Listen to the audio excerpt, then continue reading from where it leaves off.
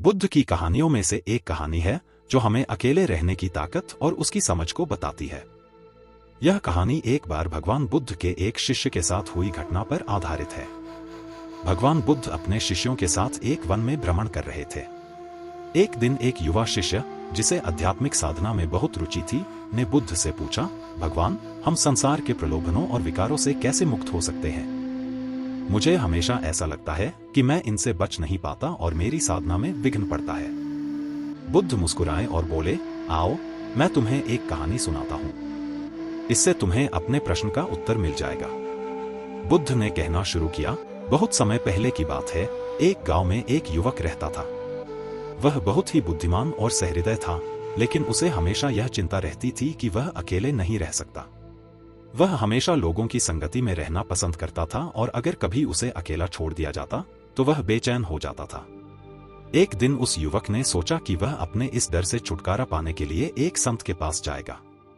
संत ने उसकी बात सुनी और उसे अपने आश्रम में रहने का निमंत्रण दिया। युवक ने खुशी खुशी उस निमंत्रण को स्वीकार किया और आश्रम में रहने लगा। संत ने उसे ध्यान करने की शिक्षा दी और कहा कि वह हर दिन कुछ समय अकेले बिताए और अपनी विचारधारा को स्पष्ट करने की कोशिश करे।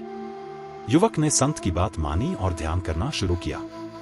शुरुआत में उसे बहुत कठिनाई हुई, लेकिन धीरे धीरे उसने पाया कि अकेले समय बिताने से उसे एक अजीब सी शांति मिलने लगी। कुछ महीनों के बाद युवक ने संत से कहा, गुरुदेव, मैंने अब समझ लिया है कि अकेले रहना कितना महत्वपूर्ण है। जब मैं अकेला होता हूँ तभी मैं अपने वास्तविक स्वरूप को पहचान पाता हूँ। संत ने मुस्कुराते हुए कहा, तुमने सही पहचाना।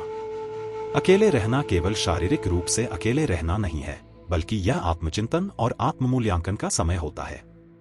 यह हमें हमारी आंतरिक शक्तियों को समझने और विकसित करने में मदद करता है। युवक ने संत की शिक्षा को अपने जीवन में अपनाया और वह पहले से अधिक आत्मविश्वासी और शांतिपूर्ण हो गया। उसे अब किसी भी परिस्थिति में घबराहट नहीं होती थी, क्योंकि उसने अपने अंदर की शांति को पहचान लिया था। बुद्ध ने अपनी कहानी समाप्त की और उस शिष्य की ओर देखा जिसने सवाल पूछा था। शिष्य ने ध्यानमग्न होकर बुद्ध की कहानी को सुना और उसने समझ लिया कि अकेले रहना और आत्मचिंतन करना ही असली शक्ति है। उसे अब यह एहसास हो गया कि संसार के प्रलोभनों और विकारों से मुक्ति पाने के लिए उसे अपने अंदर की शांति और शक्ति को पहचानना होगा। उस शिष्य ने बुद्ध को धन्यवाद दिया और उसने अपने जीवन में आत्मचिंतन और ध्यान का अभ्यास शुरू कर दिया।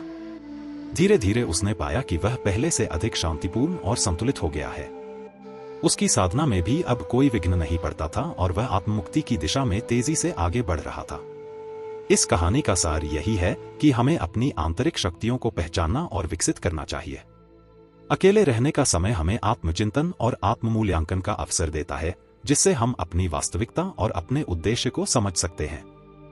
यही हमें संसार के प्रलोभनों और विकारों से मुक्त कर सकता है और हमारी आत्मा को शांति और संतुलन प्रदान कर सकता है।